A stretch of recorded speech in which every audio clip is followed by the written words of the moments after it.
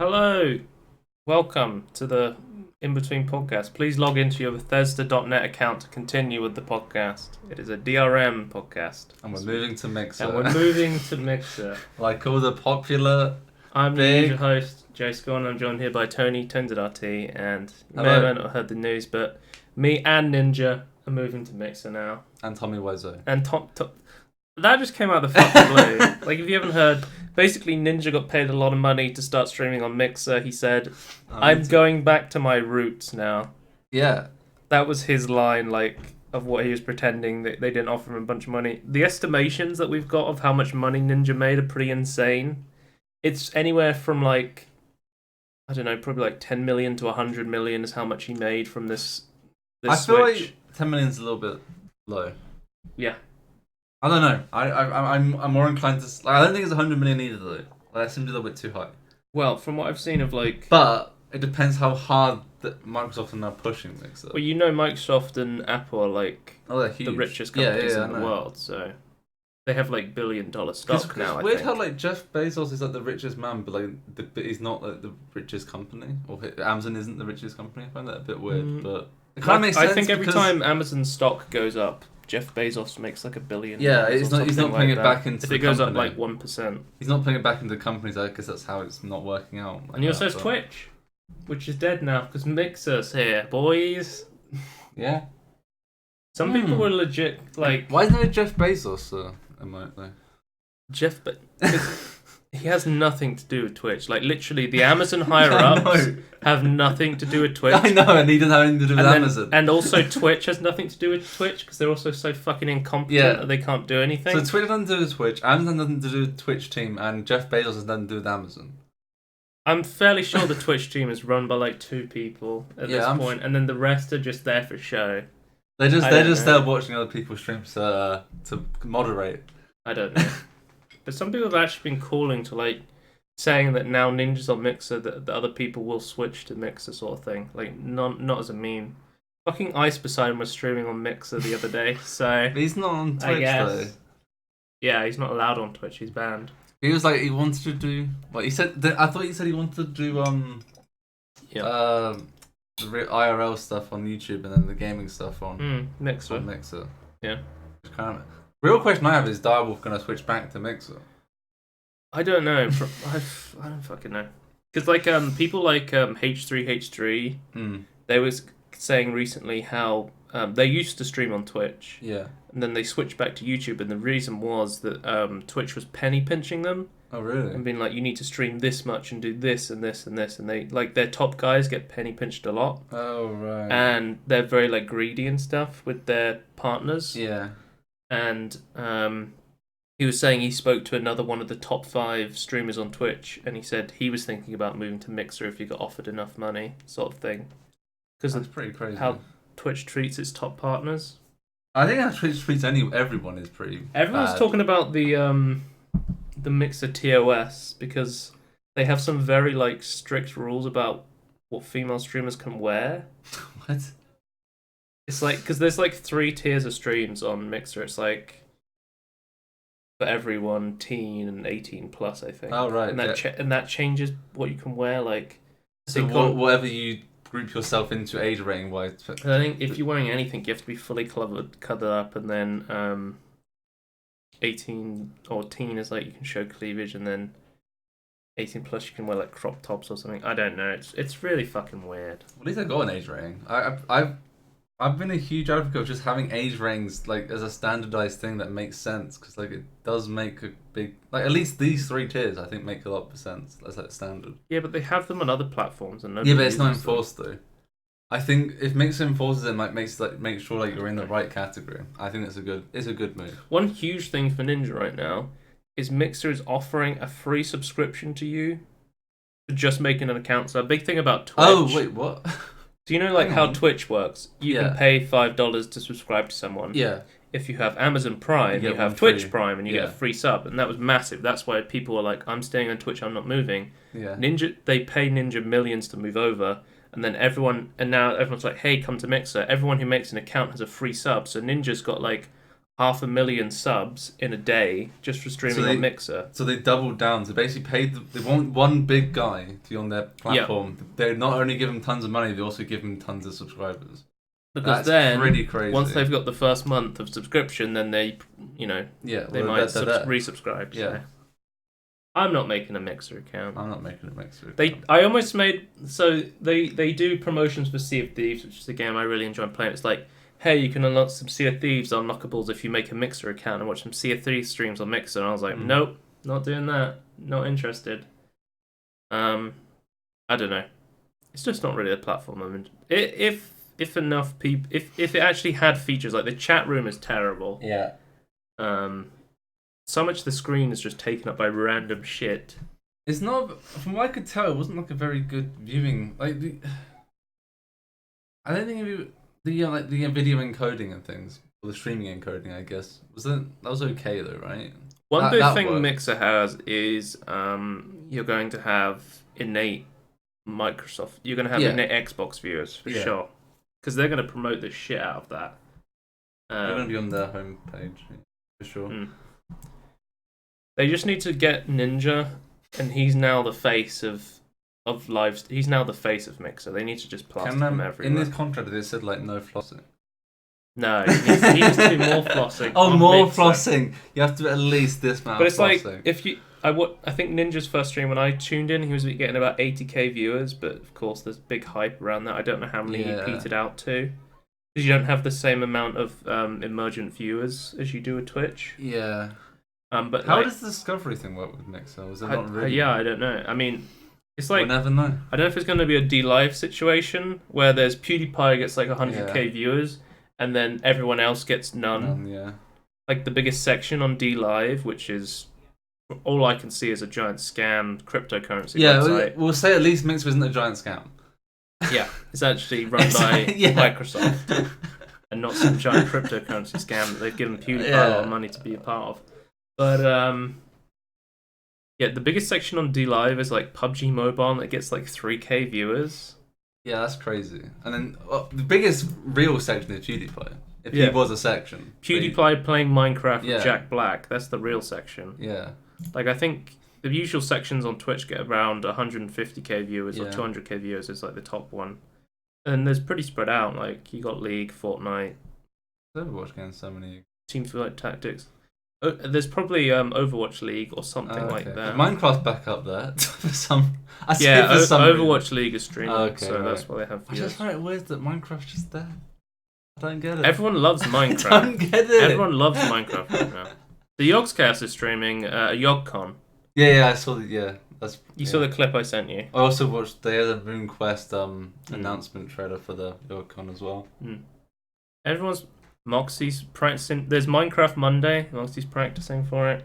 Okay. Okay. I don't understand this. Like, do people really like Minecraft that much suddenly? I love Minecraft.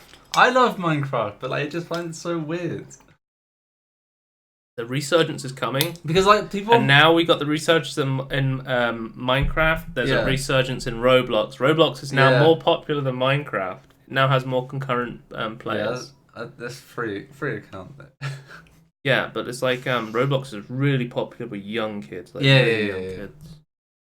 And it's like, I think if you go in the Microsoft Store on Windows 10, you turn it on and it goes Roblox. Play Roblox. Like it's massively being pushed on through Microsoft. Why is Microsoft pushing it? They probably get a cut from it. Okay. Anyway. Should we talk about some news? Yeah. Some quick news. Quick news. Yeah. So Valve accidentally leaked a Street Fighter V DLC characters. They accidentally sent a video live announcing E Honda, Lucia, and Poison, who are some Street Fighter characters, I assume. I don't know. I don't play Street Fighter. But everyone was like, "Oh, Capcom fucked up again." No, it was actually Valve fucked up this time, and they promptly apologized and said they were going to put in things into place to stop this ever happening again. Automatically. Black Mesa, the Zen beta is now live, so if you want to test out the Zen section, apparently it's a little bit buggy, but it's there to play if you want. Well, it's in beta. It's in beta, yeah. So it's going to be buggy. That's what the B stands for. I'm probably going to wait for it to fully come out, and then I'll do my playthrough. What did I recently play through? I was playing through the Half-Life 2 beta. Someone recreated, took all the Half-Life 2 beta content and then repackaged it into Half-Life 1, and it's into one cohesive story, and it is fucking hilarious. I'll show you some game footage of it. Where is it? Videos. I recorded some footage. I need to mute it, I think, because I was talking to Andy.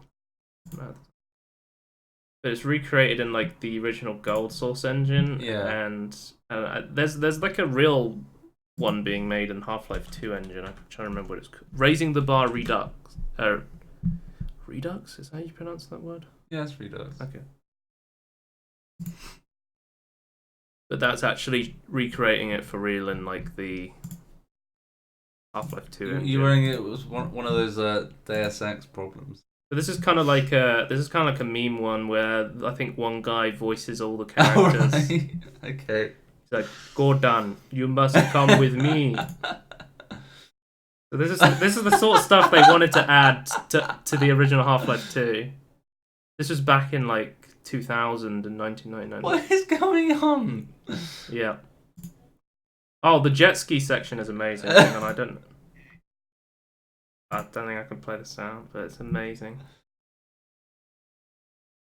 What are you? This is the quality Half-Life 2 that we fluid you're wanted. on. And then bam, this guy explodes and dies, and that was part of the game.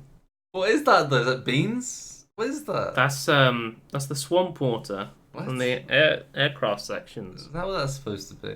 Okay.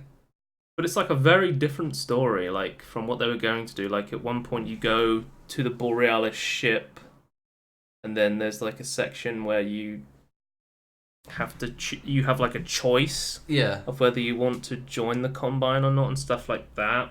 And there's more cutscenes and stuff. Very interesting. But yeah, you can play this now. It's just one download. It's like half a gig maybe, or like 200 megabytes. It's called Half-Life 2 Beta Minimalist Mod. You can download it from MobDB, which is where most of the Half-Life 2 mods are. It's pretty funny. I've played through it. 8.9 out of 10. 8.9 out of 10. I'm looking forward to Half-Life 2 raising the bar. This actually looks pretty good. A legit one. This actually looks like a legit one. That was more of a meme one, but this is like more of like a serious one. And they've done some like real modeling and taking the concept art. This kind of reminds me of the Enclave from Fallout. Yeah. Here's kind of the vibes I'm getting from that. A little bit, yeah. These are like kind of like what the original Combine are going to look like and stuff. Oh, cool. And they're saying in their June update that they've completely they've completely redone the Manhack arcade, which you don't know. Part of the beta for the Half-Life 2 was they were going to have a section where you were in like a city, like City 17, and you went in and you controlled a Manhack in like an arcade game. And in the Manhack game, you would go around and you'd fly it around and you'd kill people with this Manhack. And then you would find out that the Manhack was real and you were really killing people, and that was going to be like part of the game, which is kind of it. The original Half-Life 2 was much darker. Like even in the minimalist mod, you know, you had like children work. There was originally going to be children in Half-Life 2, and they were going to work on like machines and be forced into slave labor and stuff like that. So yeah, I just went on a massive tangent. But quick news. Riot Games is making another game. They're actually a fighting game. They're making a fighting game. What does that mean? What do you mean? Like Street Fighter? Yeah, I'm saying. Do they actually mean like an actual fighting game? Yeah. Okay. It was announced at EVO 2019, one of the biggest fighting esports events. We don't really know anything about it other than that. They have recently confirmed that Teamfight Tactics is going to be a permanent game mode. So Teamfight Tactics has its own separate development team and separate patches. Okay. So that's really cool to see. So they now have League, Teamfight Tactics, and now they're making a fighting game, I assume, based on the League of Legends characters. Yeah. There was a big meme that Riot Games was Riot Game because they only made League of Legends for like 8 years. So finally, they can make another game. Tencent Games. We got more information about Beyond. If you want to say more information, It's coming out August 14th, which I believe is 10 days from this live podcast. So, Live. I would say what we know about this update is it's going to have expanded online experience and it's going to have VR support. So. And we know the date. That's what we know. Yeah. Another free update. They've done like there's pretty good free updates. 7 of these now. I'm interested every time they have an update. I have no idea what it's about until it comes out, but we'll see. So I'm interested. 3 major updates rolled into one larger free release. So. Yeah, because it's been a while since the last one, right? Like, many months. So. And virtual reality is looking pretty good. You can play on PSVR on your PC. I've seen some reviews for No Man's Sky in VR, and it does look pretty good. So. Okay. It has some support now, right? Yeah. Just not. Or at least they may have done an early release for some media outlets. I'm not sure what they did there, but. Halo news. There will be a one-time service for bringing game types and maps from your profile's original Halo 3, Halo Reach, and Halo 4 Xbox 360 files to the Master Chief Collection.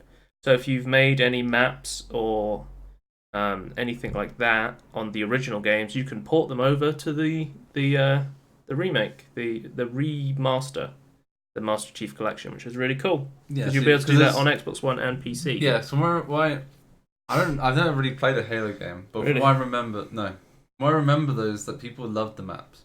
I used to make and play so many custom maps on Halo 3 Forge. So we used to build like racing maps, make zombie maps, like tons of different stuff. So I remember people only really getting for the maps because they didn't really want to play the game.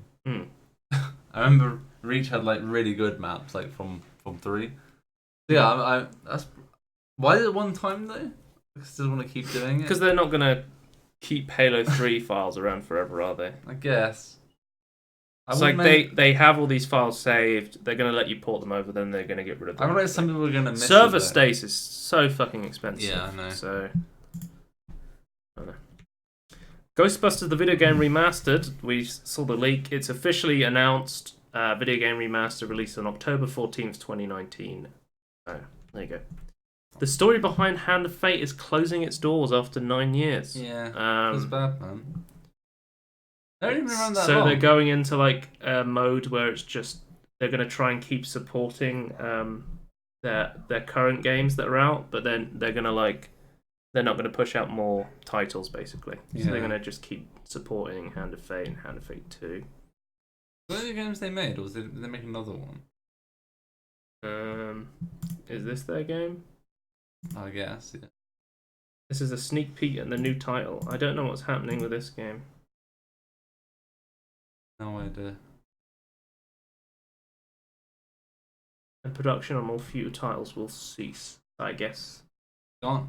It's gone. I think the big thing about this was it was an Australian games company, and they were Defiant was making this company to prove that you could make a games company in Australia. That was like their big thing. Why wouldn't you be able to? Australia's fucking expensive. They have huge video game import taxes. Oh, okay. They have huge inflation on video games and everything. They have massively big censorship on video games in Australia. Yeah. There's a lot holding you back. But internet is not very good in Australia. Like plugged-in internet. Basically, a lot of Australia is like a giant desert. Yeah, they only live like on the coast, really. The middle is dead. So a thing about Australia that makes the internet good is their like wired internet's not very good, but their 4G or 5G is really good. Like that's what they put all their technology into. Everywhere. Yeah, is into the 5G technology, which makes sense. So we've got our first piece of massive news. I'm so excited. Garfield Kart Furious Racing announced for PS4, Xbox One, Switch, and PC. I'm gonna put Garfield Kart 2. Garfield Kart 2 is coming out, baby. I'm so fucking excited. Hang on. Kart's spelled with a K these days, isn't it? Yeah. That's how you differentiate the real kart races. They're spelled with Ks. Yeah. I can't believe they've done this. This is due out November 5th in North America, November 7th. Who asked for this though? I did. Only 5 people played the original Garfield Kart. Jim, Sterling. Yeah. You, Dave, Andy, and Matt, and someone else in the world. Those are the five people. Somebody else played Garfield. There's like 50 different. There's like hundreds of Steam reviews for Garfield Kart. So lots of people have been playing. Okay, this 105 people have played this game. Okay. Actually, did we have Steam statistics on how many people played So it? Can we not let's get that? read out the key features of Garfield Kart based on its description that was leaked. 3 game modes: Grand Prix, Single Race, and Time Trial. Multiplayer up to 4-player split screen, and up to 8 players on online mode, or portable on Nintendo Switch. 16 circuits, 16 consoles, crazy races and stunning environments inspired by the world of Garfield, such as Pale Rock Lake and Patkovsky Factory. 8 characters play as Garfield, Odie, John, Nermal, Arlene, Liz, Harry, and Squeak. I've got to be honest, I only ever play as Garfield because that's the only character I know. What about the dog? What's the dog? Odie, that's it. At 9 attack and defense bonuses, turn the race in your favor. We got some screenshots. In-game screenshots or... Wow. This looks just like the original Garfield Kart. We may have a Team Sonic Racing on our hands right here. It's even just taking so long to load though. Not even that big. Because they're that next level. And next gen, the RTX cores required to load the these graphics images. look slightly better. But Does it? the gameplay looks exactly the same Yeah. from what I'm seeing. So the thing about Garfield Kart, the original one, is it's completely broken. The online is in beta, basically. Yeah. And you have to download a beta branch just to play online, and it's really hard to get into a game with each other. If they can actually get multiplayer working on this, I'll probably play it a lot. Because I'm not joking, the original Garfield Kart actually has really solid kart mechanics. It's actually a really good kart racing game. But it just has really... Not from what I saw, but okay. But you haven't played it. No, but I trust Jim. You trust me? You know how many kart racing games I've played? Yeah, I do. That's why I don't trust you. You're a kart racing maniac. Wouldn't that mean I would know what a good kart racing game is? No, well you do, but you also play them all. And like them all. That's not true. Okay, which ones are the bad ones then? I didn't like Monster League that much. There's definitely some bad kart racing games. Yeah. Like Mario Kart 8 fucking sucks. I think Garfield Kart is worse than Mario Kart 8. Based on what I've seen, I have Okay. no idea. I haven't played any of them. I would challenge you to play Garfield Kart. I will one Okay. day in my life. You own it still? I've always owned it. Okay, Yeah. okay. There's some way I for have me to hours play. of online gameplay on Garfield Kart. Okay. Garfield Kart. Let's look it up. Rating 9 out of 10. I have 2 hours on Garfield Kart, so I'm pretty qualified. We've got the official announcement of the best kart racing game sequel.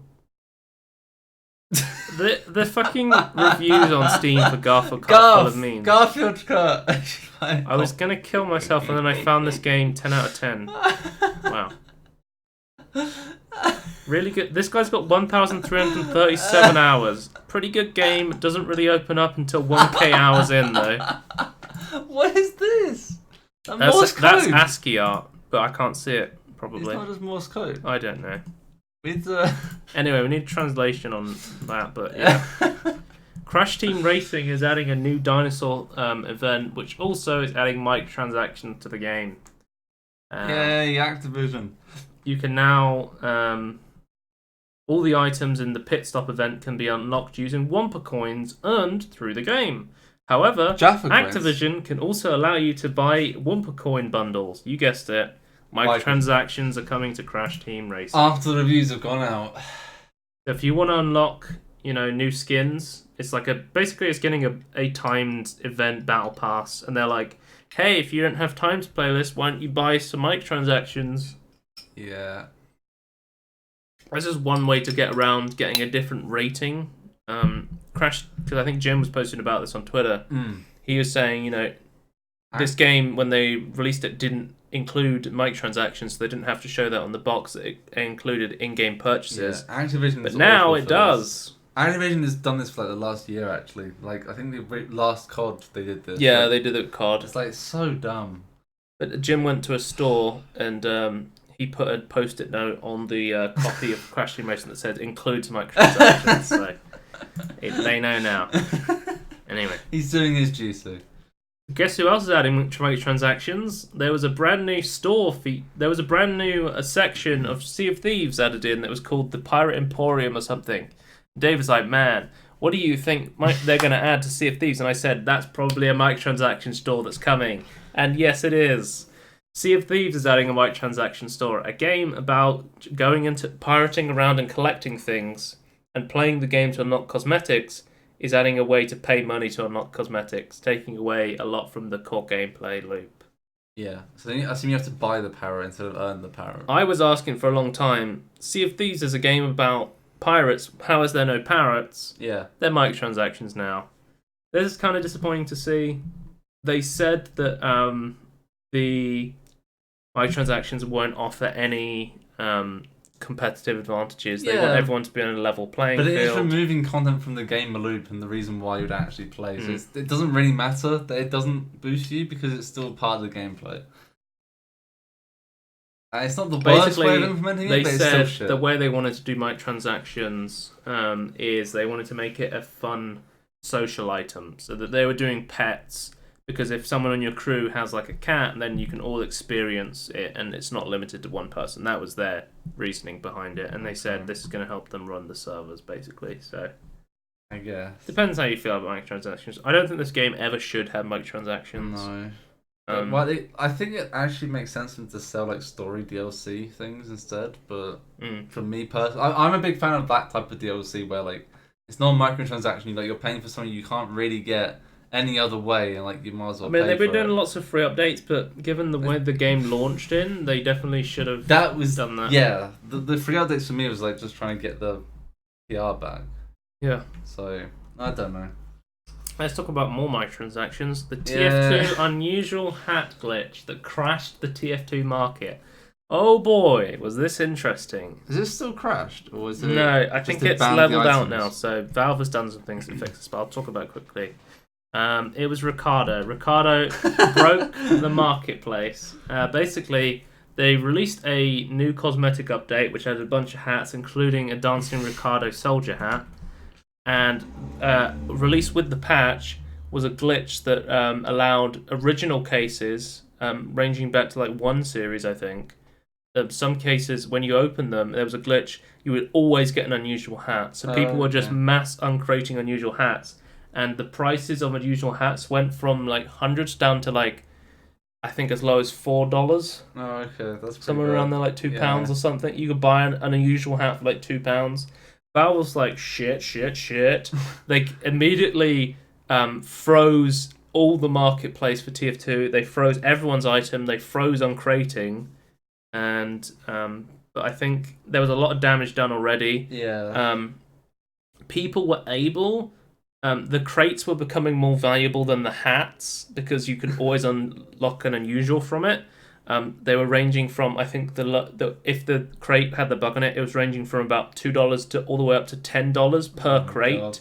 Somebody from one of the Valve Network was talking about this on his video. He said someone from the Borealis team, I think it was, they sold about 500 crates for like a minimum of like $2 each, and they just took their Steam credit funds and they bought a Valve Index. Because people made so much money off this bug because their crates that were worth before the bug like 3 pennies, which after Valve takes its cut is like 1 penny, so they're like completely worthless, to being worth more than the hats themselves, and you could buy like, a Valve Index just from selling your crates. Yeah.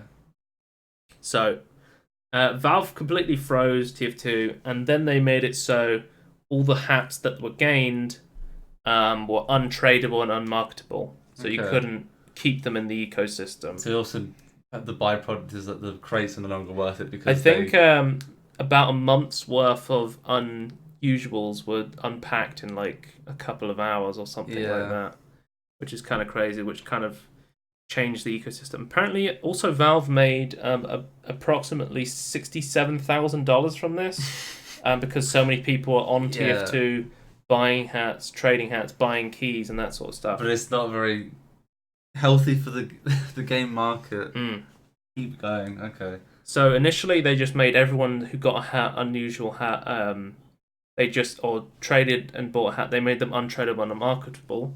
But then they made a blog post called the update on the Crate Depression of 2019. People were dubbing this the Crate Depression of 2019 and as like a joke. Yeah. But Valve officially has now stated this as the Great Crate Depression of 2019. They made it so the first hat you traded or unboxed or got was tradable and marketable. Okay. And then they made the rest untradeable and marketable. They said if you opened a bunch of boxes and you wanted to hand them back now they're untradeable and unmarketable, they were offering a full refund for for the price you bought them off the market or the cost of the key to uncrate it. Okay. That's nice as well. So they said they didn't want to fuck over people who just opened one crate, so they made it so that if you just open one, your first hat was tradable and marketable if you just had one hat. Yeah. They also said a small amount of people were worried that they were abusing a bug, so they deleted their unusual hats. Right. They said that not to worry and that they're going to restore any unusual hats and they could choose whether they wanted to refund them or not. Backdating a lot of data from like a month ago almost. Or like a couple. It's a week ago. Yeah. I missed this. I was trying to get on TF2 and I was like, sell all the crates, and I just missed it. I was like an hour before I got like an hour after they froze everyone's assets. I was like, no, I could have sold all my crates for like hundreds of. You could have bought Index. Oh, I have so many fucking crates on TF2. I missed it. I was asleep when this was going on. That's the problem. Everyone went to bed, and then the Great Crate Depression started. Man, they were pretty quick to respond to it then. Yeah, like what, a few hours? It's probably like over a course of a day or something like that. That's pretty good. And then they put out 6 hours. They put out a tweet on the TF2 Twitter account, which usually doesn't get used at all, because they haven't tweeted on that in like years. I think the most active Valve Twitter accounts, the CS:GO one and the Dota Underlords one, get used pretty often. But they actually made a blog post and they said, we fucked up. We don't want to punish people. There was a bunch of people who chose not to exploit the bug even though it was going on, and their idea was, if I don't exploit the bug, I might get rewarded. Right. No. Because previously there was a bug where you could... it's the Cheater's Lament, basically. There was a bug where you could get hats, and then they were making it so anyone who didn't abuse the bug would get this angel hat for not cheating. And some people were... this was awarded to people on September 2nd, 2019 who didn't use idling software to abuse the item drop system. So people were expecting like a Cheater Lament style item for not abusing this bug, and then when they didn't get it, they were very upset. It's more a new hat. All I can say about this is this just goes to show when it comes to bugs like this, where you can make a lot of money with TF2, you're not going to get banned. Exploit early and exploit often. That's what we've learned. That was my advice for you. Exploit early, exploit often. Yeah. Because Valve has gone to show that, people made a lot of money on this, and people thought, maybe Valve would just delete all the hats and they would take back all the money, but they didn't. So they chose to give the benefit of the doubt to people who just got one hat. They gave the benefit of the doubt to people who sold all of their crates and that sort of stuff. Yeah. Bought indexes, so... Yeah, what are you going to do then? They've already bought It's a bit of a fucking mess. TF2 was like the first loot box game Valve made. They kind of, I'd say... Popularized loot box mechanics. Loot boxes and like microtransactions. And now people have been saying TF2 has to keep going because as soon as people realize that their cosmetics in game aren't valuable anymore, if they shut down the service for TF2, they'd realize, shit, all this money I spent on these microtransactions isn't worth anything now. Shit, it's not going to be worth anything on Counter-Strike or Dota, and those markets will crash as well. So yeah. Well, I mean, yeah, it's like if it's like, oh, we know that at some point servers are going to die. There's no I just point think it's so trading. funny that they were like, let's make a new cosmetic update and add Ricardo, and it fucking just crashed the entire thing. Oh man. Anyway, That biggest news. Ricardo. Yeah. Ricardo Fleck. Grand Theft Auto has been paying no income tax for 10 years, apparently. If you don't know, Rockstar North made huge profits while claiming $42 million in tax relief. If you don't, in Europe, I think England, Northern Ireland, and Germany are like the biggest tax havens in the whole of Europe. Yeah, that's crazy. So that's why there's so many businesses that come here.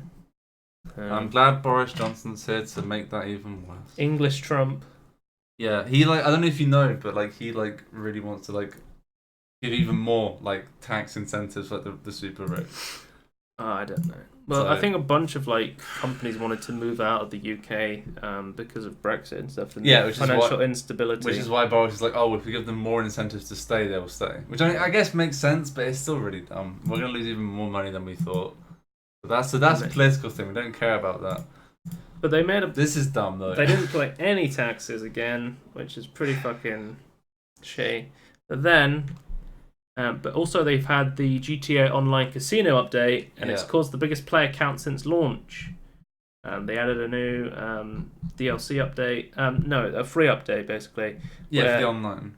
People are like, what are you going to do with the casino? People have been wanting to see what the Diamond Casino is going to be like, and it's pretty cool. They put out a trailer with my boy Eddie Murphy. Yeah. I think we can play the No, I'll just play the video. Thing is, every time you type in GTA Online into YouTube, you just get some clickbait YouTuber playing the game. It's actually pretty cool. You have proper casino machines you can play on. You have a new penthouse suite that you can buy. You can win it if you win the jackpot. You win the car on the actual show floor. There's brand new missions and stuff. Yeah. It's arcades. So then there's new story, I guess, technically, or missions. Yeah. I don't really know how GTA Online works, so you have story missions. There's heist missions. Yeah. There's my boy, what's his name, Brucey from GTA 4, who's one of my favorite characters from GTA 4. Who's just basically a roid putting in crazy guy, gets you to race cars. I think it is. So that's pretty cool. But yeah, I was actually thinking about installing GTA Online on an SSD so I could actually run it, because GTA Online experience is poof, poof, poof. Yeah. Is loading screen, loading screen, loading screen, loading screen. And one of my favorite things to do, I love gambling in video games. That's my thing. I love in-game gambling where I go into Tower Unite and I just sit on the gambling machines with in-game currency, and no microtransactions. We realized that we had a spectrum. You don't like real life gambling, but you like in-game gambling. Yeah. Andy likes real life gambling and in-game gambling, and I don't like either. We got the full spectrum. But you were saying I didn't realize this, how you load into GTA Online. You load into the single player game first. You then load up the stupid, it's the tablet thing technically to make it more immersive.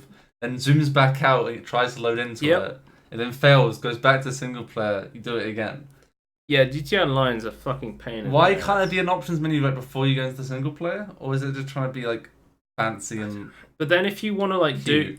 there's cool racing events in GTA Online, and then you have to go from your lobby of being in GTA Online to load into the racing event, and then after that racing event's over, if you don't want to carry on with that specific race, you go doof, doof, doof, you go back to your GTA Online lobby. Then you have to re-queue up again, and it's the most unseamless experience. What's the opposite of seamless? Seems. Unseamless. Is there a word for it? No. I'm getting pictures of seamless bras. That's what I'm getting for this Google search. So no, obviously not. Talk about Shenmue 3. Wait, oh okay, not on this. But to talk about quickly. There's so you got like machines. There's horse racing. There's poker because we've already seen that in Red Dead Online. So those arcades playable, or they Mm-hmm. Okay, what do you play on those? The arcade? What do you mean? That arcade machines next to the the wheel thing. Slot machines. Yeah. Yeah, you play the slot machines. Okay. You play slot machines. You gamble on horses. It's a full gambling experience. Yeah, really. And you can buy shark cards. Yeah. Because one thing they did recently was they had a GT Online. They had a Twitch Prime offer where you log into the game and they give you a bunch of money, and you also got a discount on shark cards, the microtransactions for GT Online. So beautiful. Yeah, there's that.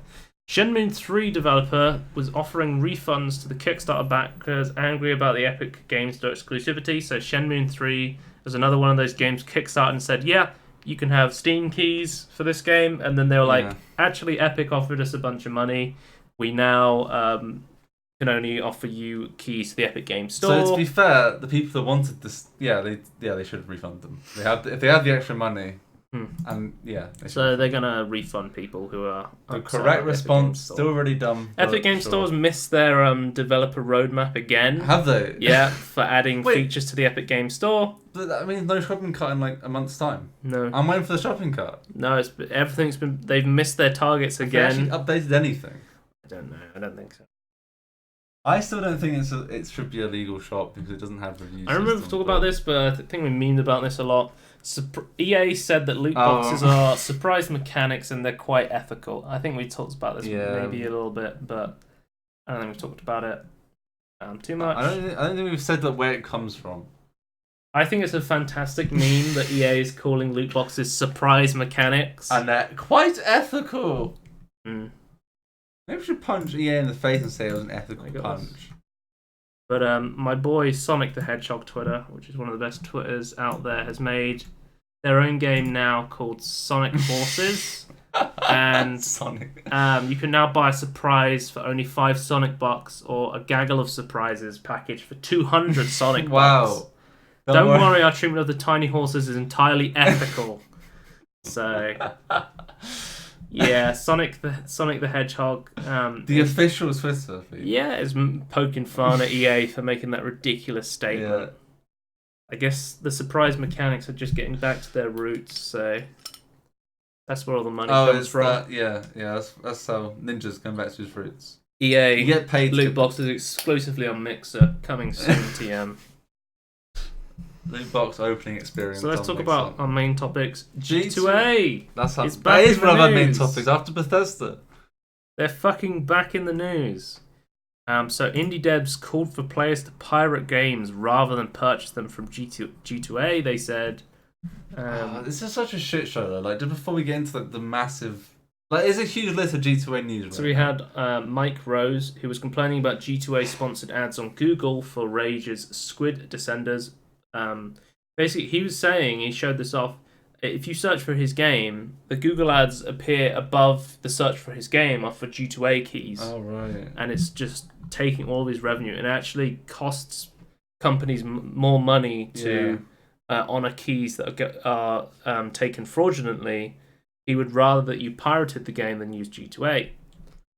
G2A responded. G2A said it will pay devs 10 times what they lose in chargebacks due to fraud. Okay. So this is coming after the pirate. So this is them trying to get statement. Good PR, and they're like, okay, let's call their bluff on this. G2A says it will be use an auditing company to check if keys sold on the platform were obtained using illegal credit cards, and the auditor finds any G2A guarantees that it will pay the money lost on chargebacks. But in order to use this, you have to sign up to G2A's system. Yeah. They're trying to sneakily legitimize themselves by saying they will help, basically, which they've been trying to do for years. is And get you can trust developers on their side. G2A because they offered 10 outlets the chance to publish a pre-written advertorial without disclosure. And it turns out everyone turned them down and instead posted it and made it public instead. The bigger news story was that G2A was trying to get news outlets to publish stories saying how good GTA was without disclosing the fact they were sponsored, which is highly illegal. And everyone said, no, that's fucking illegal. I think one of the I can't remember which outlet it was. They were saying I think they would get more money out of not accepting the money and posting the article about not accepting the money than accepting the money.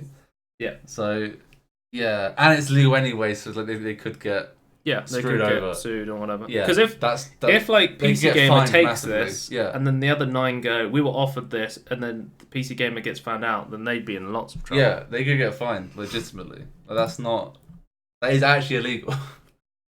So GTA was offering this new key blocker tool, so you would be able to. They were giving companies their own way to block certain keys from being sold on the service. But you had to give your keys to their system, be able to know if it's an illegal key or not. You would have to sign up to their G2A in order to use this. They're just trying to use bad PR to make themselves look good. Or not look good, but to advance themselves and what they've always been trying to accomplish and failed. And still are failing to legitimize themselves. Yep. They haven't been in the news for a really long time because everyone forgot they existed, and then they just came up with a bunch of controversial shit. Again. So basically they're saying, if you gave out a review key to someone and you didn't want them to resell it on the marketplace, you could set it up so once you generate the keys, it wouldn't be able to be used on our service. Just sign up to G2A and put all your keys on their system. That won't go wrong. There'd also be a giveaway system, so if you were giving away a bunch of keys and you didn't want the giveaway keys to be sold on the G2A marketplace, you could put them into the system. So it seems like Factorio was trying to use the system, and Factorio's devs said the G2A hasn't exactly been prompt to compensate over fraudulent key sales.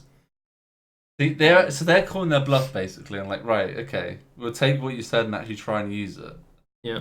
And then While some have signed a petition calling on G2A to stop selling indie titles, others such as Woo. Oh yeah, I don't think you've got this written down, but they said at one point that indie games are a really small fraction of their profits. Yeah. And someone was just like, well, if it's such a small fraction, then just don't sell indie games. I mean, that's where the problems are. So the Factorio developer took it up on its offer to get 10 times back on its fraudulent sales to see if it actually worked. But it said the studio is taking its time. 6,000.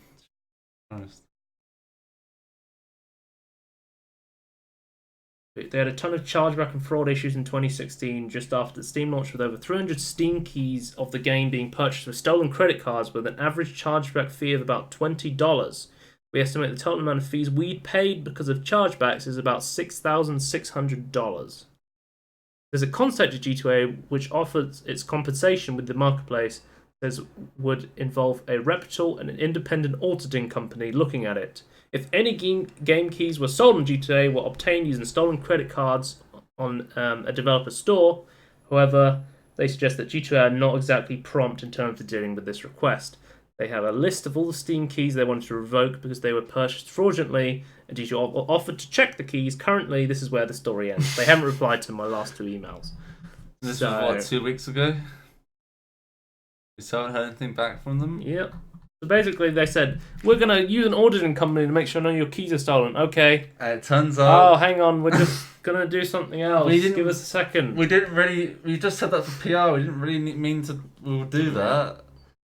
Now, should we talk about Nintendo? Yeah. Nintendo's been in the news because Nintendo's having real problems with the Joy-Con drift problem on the Switch. For months, Nintendo Switch users have been plagued by what become known as Joy-Con drift. It sounds like a good game.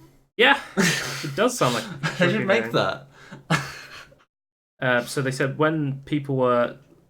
it said when they were playing Switch games like Fire Emblem... they were in the combat stream. The stick on the right Joy-Con controls the overhead angle of the camera would slowly drift until it was directly overhead. So the controls are kind of moving on their own, sort of thing. This is a common problem for like every console, I think. Like every joystick at some point starts drifting, and they don't turns want out to it back. there's not just a problem for a few people. A thread in the Nintendo Switch subreddit about the issue was updated over 25,000 times. Yeah. The players have started getting issues with drift on their Joy-Con after only about 4 months of use. Yeah, so it's even worse than normal because like I think the old PS3 controllers, like after I think 2 years or 3 years of use, they got stuck and started drifting. So basically, if you contact Nintendo to have them repair it, they shouldn't have to spend $4 and 2 weeks without my Joy-Cons for them to come back and break it again in 4 months. There was a Nintendo Switch Joy-Con drift. There was a class action lawsuit filed against Switch after this Joy-Con issue. It's an interesting response they made, but okay. We take great pride in creating quality products. Company responds. So how are they going to fix this problem though? Like I understand they're going to offer. They said basically they didn't respond to the lawsuit, but they said we are making improvements to our products. We are aware of recent reports that some Joy-Con controllers are not responding correctly. We want our customers to have fun with the Nintendo Switch. So I think it was US lawyers. They filed the class action lawsuit against Nintendo after the Joy-Con drift issue. It was filed in the district court in Washington. Wonder how many. I'm not sure how many people are on the class action lawsuit. It is on behalf of one Switch owner, California man Ryan Diaz, who purchased Switch July 2017. After 11th month, he started experiencing the Joy-Con drift problem. Now, we've got a leak of an internal memo inside Nintendo was instructing customer service to fix Joy-Con drift for free. Yeah. So it seems like Nintendo is trying to push the lawsuit under the rug and quietly fix their Joy-Con drift issue. But it doesn't. But surely it's going to break in 4 months' time, though. I don't understand how this is fixing It's like anything. This reminds me of the Red Ring of Death fiasco with the original Xbox 360. Oh, it's not a problem. It's just how you use it. It's like The PSP also had the same problem, though. By the way, I don't want to. What was that? I didn't they have one. They have a yellow light or something. They died at basically the same time as the Red Ring, or just after. But I think the Xbox One was pushed out to be ahead of the PS3, so I think the Xbox Red Ring of Death was like. But was like a much bigger widespread issue. No, I think the first lots of PS3s, I think 90% of them died. Mine died. My friends died. I had a Red Ring of Death. All my friends' first edition PS3s died. They're all dead. So that was also a massive. I don't think it didn't have the same news thing for some reason, but like it was equally huge as far as I could tell. But yeah, I sent my original 360 back to Microsoft, and they fixed it, or they gave me a new one. I don't know what they did, but it was fine after that. But that was like a class action lawsuit kind of level of breakage, where the thing just stops working. Like when you're having this issue where your controller's constantly moving off and drifting to one side, that's when they need to do something. When it happens to a couple of people, they can just go, "Oh, it's just like a one-off." I have PS1 controllers and stuff that don't do this. So that's a massive fault on their part. If a 20-year-old controller doesn't have this issue. Well, I think because I think the PS3 controller, the original PS3 controllers had this problem. Like after like a year or 2 years or something, like they started just getting stuck completely, and to get stuck in one position. They wouldn't go back to default, like the center. And I have no idea why, because like the PS2 ones didn't do that, the PS1 ones didn't do that. I don't think the PS4 ones do that anymore. I don't think the new PS3 ones did that, but... They've said, customers will no longer be requested to provide proof of purchase for Joy-Con repairs. The additional customer service detail. Additionally, it is not necessary to confirm warranty status. If a customer requests a refund from previously paid Joy-Con repair, confirm the prior repair, and then issue a refund. Right. So just going to refund all the ones that the people had to pay for. They did not respond to comment about this, so... Yeah, it looks like the Joy-Con drifted. I was talking to my sister's boyfriend, and I was saying, have you experienced this issue on your Switch? Because, you can get this repaired for free now, or you might... If there's a class action lawsuit goes through, you might be entitled to like a little bit of money, even. Yeah. having any issues, or is I it don't think so. not manifested yet? I don't think he plays on the Switch that much. So. Okay. So I didn't talk about this, but this was news before. The Nintendo Switch Lite is a smaller, cheaper Switch built exclusively for handheld play. So it's 3DS. yeah, it's like a giant Sort of. 3DS. I think this marks the end of the life support for 3DS. Yeah. That was massive. They had like massive long range of support for the 3DS. Yeah. But now, you don't have the detachable Joy-Cons with this one. Wait, so my DS Lite isn't supported? Don't know. You can still play games on it, but it's probably going into Wii U status. Yeah. At least they have games that just work. Don't need online. So it's going to cost about $100 less than the base unit, and the drawbacks that you're getting are you can't have detachable Joy-Cons, so you're actually going to have to hold the console physically with your hands. You're not going to be able to. I don't think there's not going to be waggle-tastic. No, I don't think they took that out. I think they took. Yeah, because they made it. Then I suppose they moved something as well, like one of the positions or something. You can't dock it either. Yeah. So you can't plug it into your TV, which is like a big feature of the Switch. One of the big benefits of the Switch Lite is $100 off, and it has longer battery life. Right. That was like the big benefit of it. So if you want a Switch that purely if you're only taking it other places. If you basically want a big 3DS with Yeah. Switch games, you want this.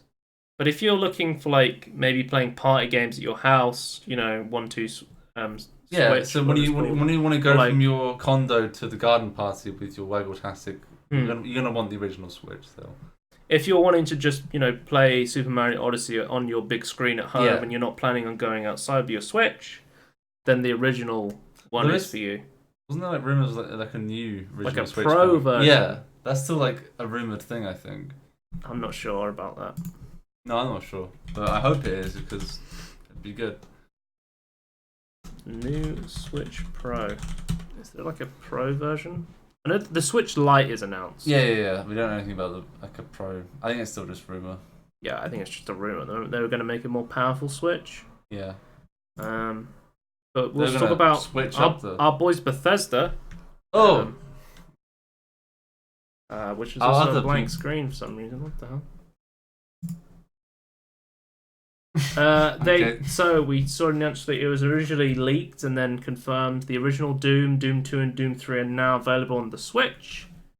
But they did remove the old ones for some why reason. is this page is dying? Okay, well. But one thing about the Switch is when you launched it up, you would see this screen. A Bethesda.net account is required to play this title. Can you imagine if you loaded up the original Mario on the Switch and it said you need a Nintendo account to log in to play this game? And it kind of happens, sort of. But I think it's even worse than that though, because they removed the old This is the original message one. that comes up. Because they removed the original 3 that you could get on the other systems. Because you had to now get this new They one. initially removed the Xbox ones, but they bought them back. Yeah, so they're back now. But for some reason they were gone for a bit, and people had to how do I get I've this watched back? the Digital Foundry video on the port analysis. Apparently 1 and 2 are inferior to the Xbox versions. Yeah. There's worse lighting, the resolution's been stretched, it doesn't look as good. And of course there's the DRM as well. So 1 and 2 are inferior versions to the original. But apparently the saving grace of this is the port of number 3 is really good. Okay. It's really good. So It's the BFG edition as well. Yeah. Which is slightly different from the original Doom 3. They kind of rebalanced the ammo, and they allowed you to have a flashlight on your shoulder, I think, instead of having to hold the flashlight. Oh, right. So that improved that, or it kind of changed the gameplay. So Yeah. it will be the BFG edition of Doom if you're looking to play that. But apparently the port of Doom 3 is good, but then Doom 1 and 2 isn't as great. Yeah. From what I've seen. So I think that's all of our news, and then All our news. well, I can go into what I've been playing quickly if we've got time. Yeah, why not? We have time. So What have you been playing?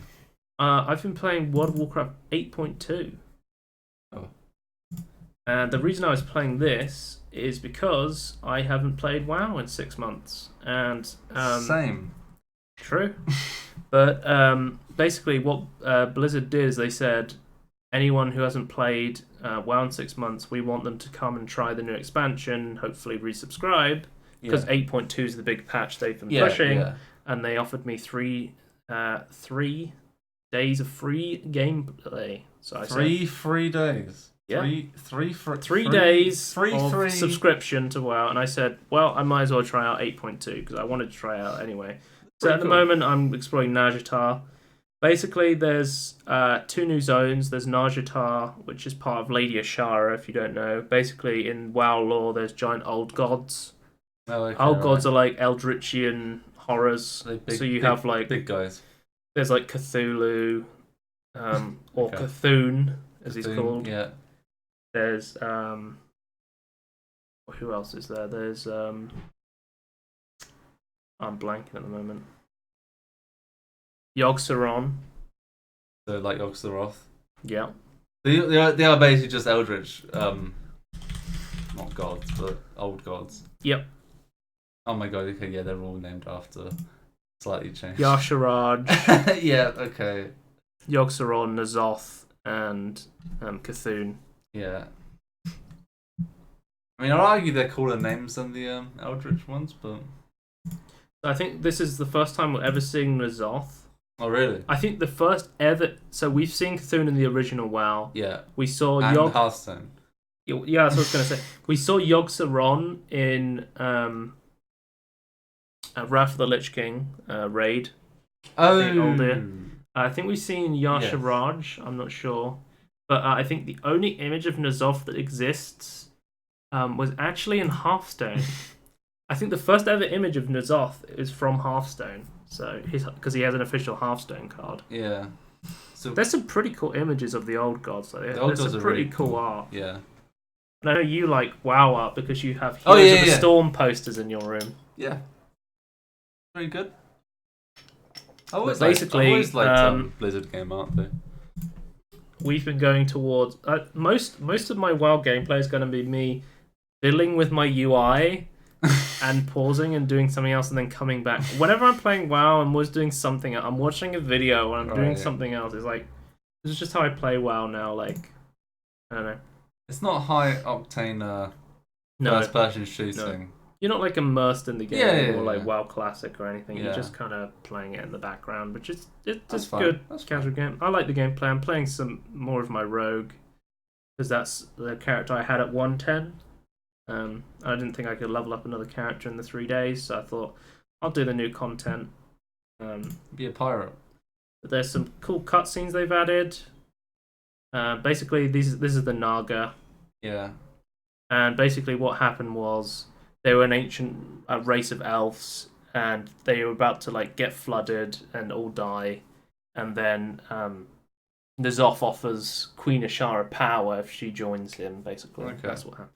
There's a pretty cool cutscene on YouTube if you're interested in watching the story. But yeah, this is just me playing through. Basically, key bindings. Basically, what you do is you just.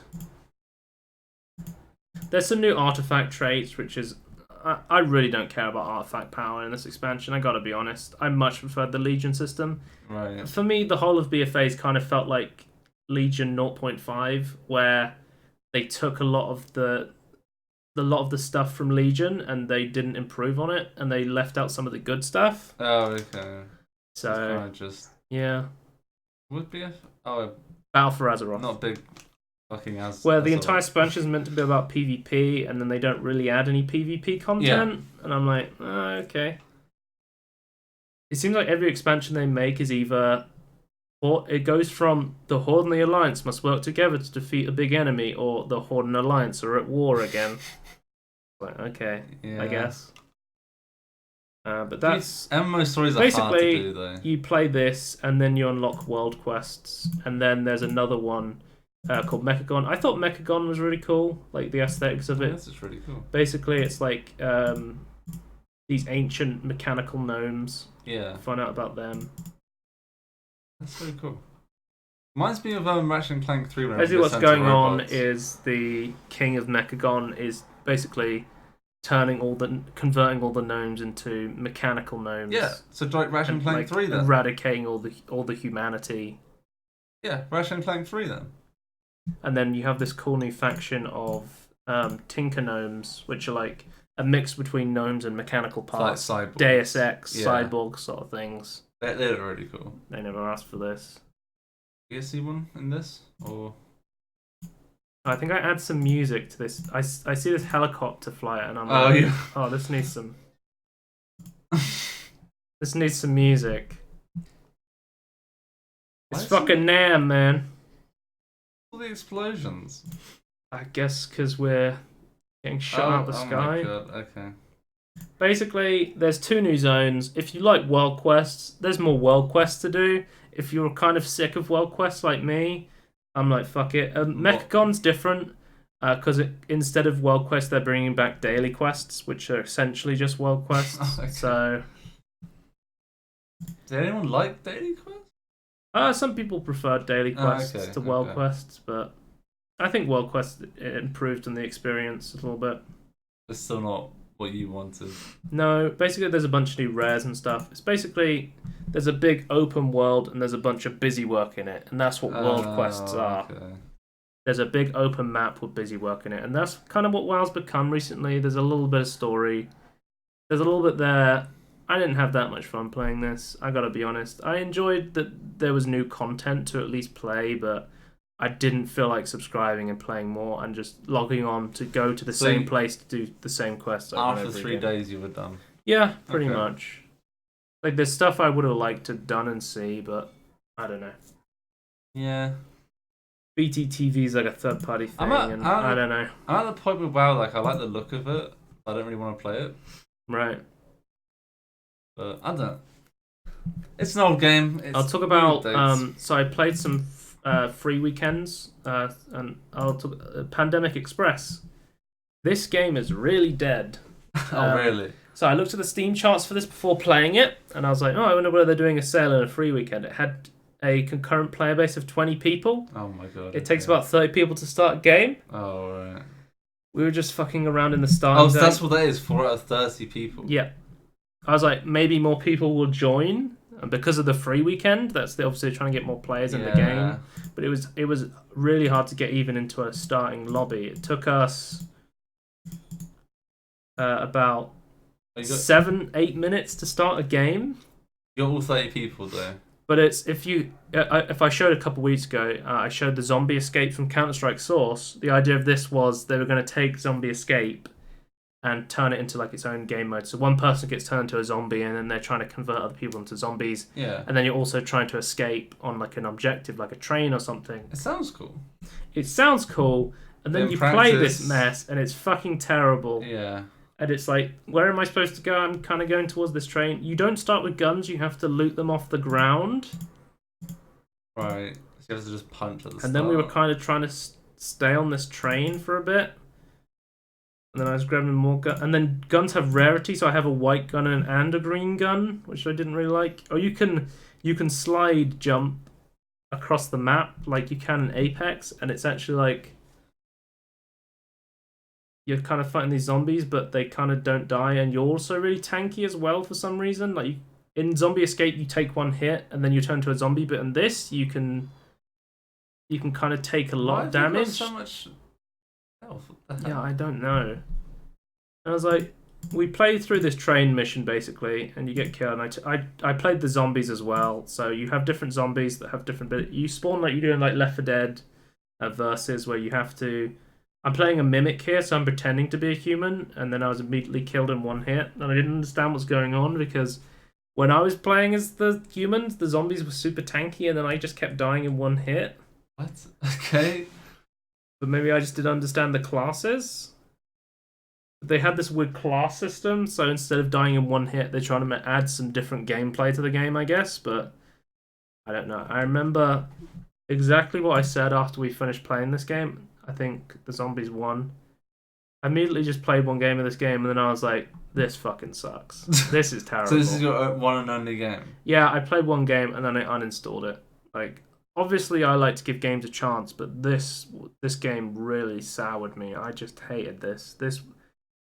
Going from playing Zombie Escape to playing this is a big thing. But you have to understand, you play this train mission, you finish it, goes through the credits, and you go into the menu, right?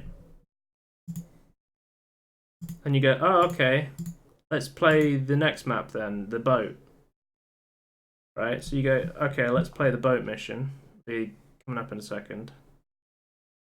And then you realize that that's the only map in the game, and that there's meant to be 6 other missions, and they're all like future content that isn't even in the game. Oh wait, that's locked off. Half of the stuff in the game is locked off, and they're trying to charge like, I don't know, like 10 quid for this game. They're like, it's in early access, by the way, but there's no that you do not want to play this because there's no content in this game whatsoever.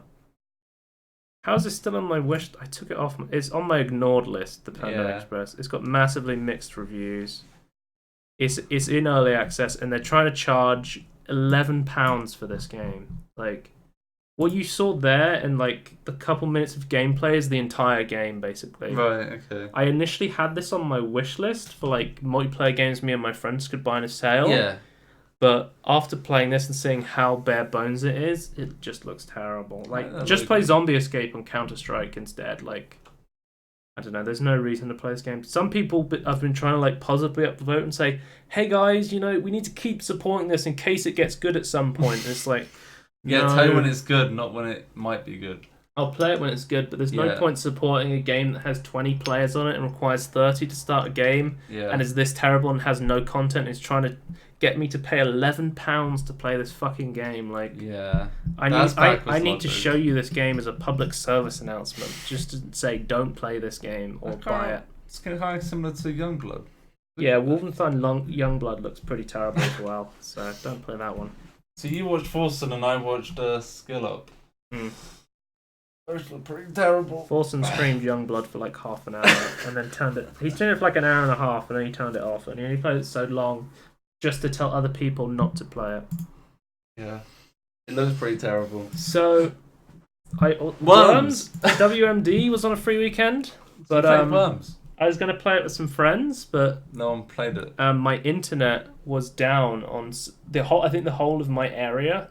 The internet lines were down, so I couldn't play at all.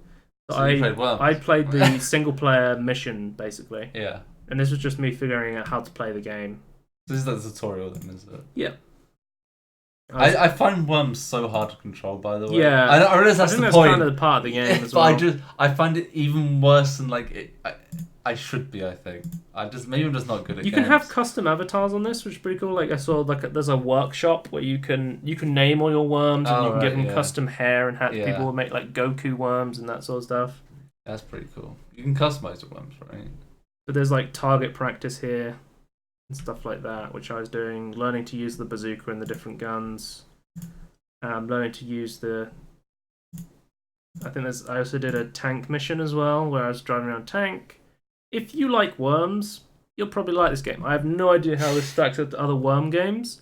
I've never played a worms game other than this. Oh, really? Okay. The only kind of like worms game I've ever played is Hogs of War, and that game is fucking amazing. Yeah, that's actually a pretty good game. Like that's a very old game. Yeah, it's a legit good game though. I like all worms games, but like I think like. So no, this is probably a good worms game to play with friends. It was also on sale during the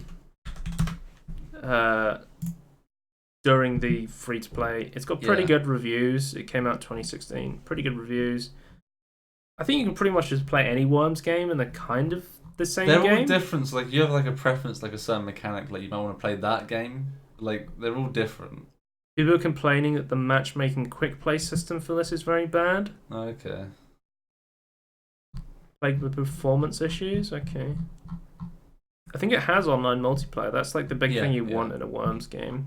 I think a lot of them have these days, not just. But this costs £20, but it was on sale for about £5. So you can get the Worms bundle for £126. So if you need to play every single Worms game, that probably goes on sale there for a lot cheaper. Dead DLCs. Okay.